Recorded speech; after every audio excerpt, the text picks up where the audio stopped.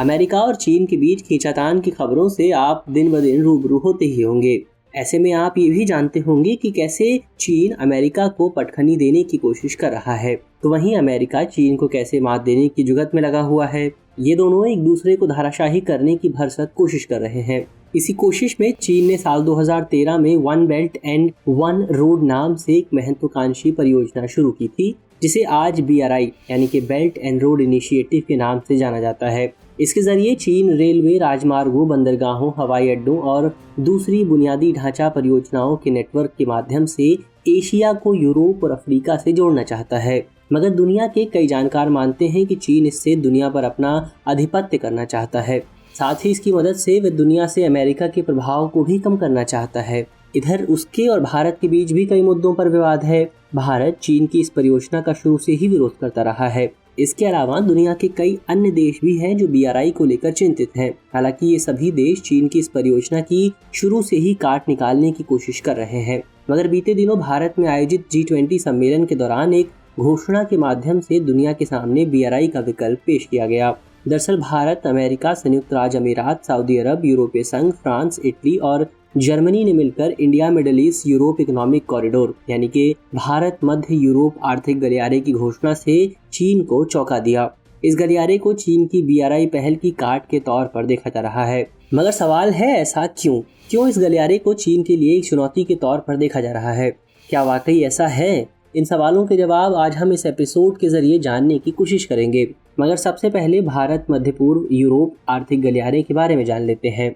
IMEC यानी India middle east Europe economic corridor के तहत एक रेल नेटवर्क के माध्यम से मौजूदा समुद्री और सड़क परिवहन मार्गों को जोड़ा जाएगा। इसका मकसद विश्वसनीय और लागत प्रभावी सीमा पार आर्थिक गतिविधियों के लिए रेलवे और जहाज रेल परागमन नेटवर्क और सड़क परिवहन मार्ग सुविधा प्रदान करना है। इस तरह ये एक बहुराष्ट्रीय रेल और शिपिंग परियोजना है। इसका लक्ष्य ऊर्जा उत्पादों सहित सदस्य देशों के बीच ज्यादा से ज्यादा व्यापार को सक्षम बनाना है। साथ ही भारत, मध्य पूर्व और यूरोप के बीच बुनियादी ढांचे के विकास के लिए निवेश को बढ़ावा देना और इसके विभिन्न आयामों में कनेक्टिविटी को मजबूत करना भी इसका लक्ष्य है। इसमें भारत, अमेरिका, संयुक्त अरब अमीरात, सऊदी अरब, यूरोपीय संघ, फ्रांस, इटली और जर्मनी के अलावा जॉर्डन, इजराइल भी शामिल होंगे। ये गलियारा 2 भागों में बटा होगा। इसमें भारत को खाड़ी क्षेत्र से जोड़ने वाला एक पूर्वी गलियारा और खाड़ी क्षेत्र को यूरोप से जोड़ने वाला एक उत्तरी गलियारा शामिल है। इस गलियारे में मुख्य रूप से मध्य पूर्व से होकर गुजरने वाले रेल मार्ग में बिजली की केबल और स्वच्छ हाइड्रोजन पाइपलाइन बिछाने की योजना भी शामिल है। जानकारों की माने तो ये गलियारा क्षेत्रीय आपूर्ति श्रृंखलाओं को सुनिश्चित करने और पहुंच बढ़ाने के साथ ही व्यापार सुविधा में भी सुधार करेगा। एक तरीके से ये एशिया, यूरोप और मध्य पूर्व का परिवर्तनकारी एकीकरण करने में मददगार साबित हो सकता है। हालांकि अभी इसकी मात्र घोषणा ही की गई है। जमीनी स्तर पर इस योजना को लागू करना अभी शेष है। अब अपने सवाल पर आते हैं कि इसे चीन के लिए आखिर एक चुनौती के रूप में क्यों देखा जा रहा है। दरअसल ये आर्थिक गलियारा PGII यानी कि partnership for global infrastructure investment नामक पहल का हिस्सा है। PGII विकासशील देशों में बुनियादी ढांचा परियोजनाओं को वित्त पोषित करने के लिए G7 देशों की एक सहयोगात्मक पहल है। साथ ही इस पहल का मकसद वैश्विक स्तर पर सतत विकास लक्ष्यों की प्रगति में तेजी लाने में मदद करना है। हालांकि इसे चीन के बेल्ट एंड रोड इनिशिएटिव को काउंटर करने के तरीके के तौर पर भी देखा जा रहा है। इसलिए जानकार मान रहे हैं कि इस आर्थिक गलियारे के जरिए भारत, अमेरिका और बाकी देश चीन के BRI का मुकाबला करना चाहते हैं। अमेरिका G20 समूह में विकासशील देशों के लिए खुद को एक वैकल्पिक भागीदार और निवेशक के रूप में पेश करके इन क्षेत्रों में चीन का कद घटाना चाहता है। ऐसे में वह IMEC के माध्यम से सहयोगी देशों के साथ मिलकर चीन के सामने आर्थिक चुनौती पेश कर रहा है।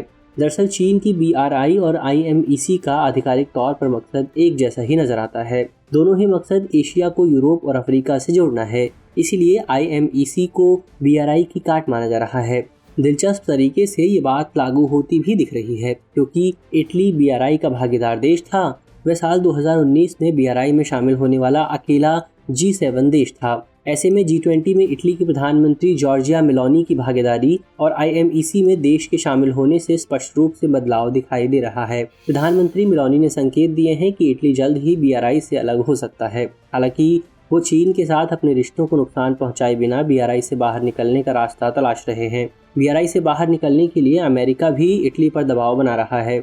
IMEC में दूसरे देशों को भी शामिल करने की योजना है। इसमें अफ्रीकी देशों को भी शामिल किया जा सकता है, क्योंकि G20 में अफ्रीकी संघ को स्थायी सदस्यता देकर चीन को इस क्षेत्र में अभी के लिए कम से कम एक सांकेतिक चुनौती तो दे ही दी गई है। कुल मिलाकर भारत मध्य पूर्व यूरोप आर्थिक गलियारे के साथ भागीदार देशों के आर्थिक एकीकरण के माध्यम से आर्थिक विकास को प्रोत्साहित करने की उम्मीद जताई जा सकती है। वहीं अगर भारत की बात करें तो भारत बेल्ट एंड रोड पहल का हिस्सा नहीं था। ऐसे में IMEC भारत को यूरोप से जोड़ने के लिए कनेक्टिविटी प्रदान करने में एक महत्वपूर्ण साधन साबित हो सकता है। चलिए अब अंत में आज के सवाल की बात करते हैं। आज का हमारा सवाल है कि भारत मध्य पूर्व यूरोप आर्थिक गलियारे के महत्व को स्पष्ट कीजिए।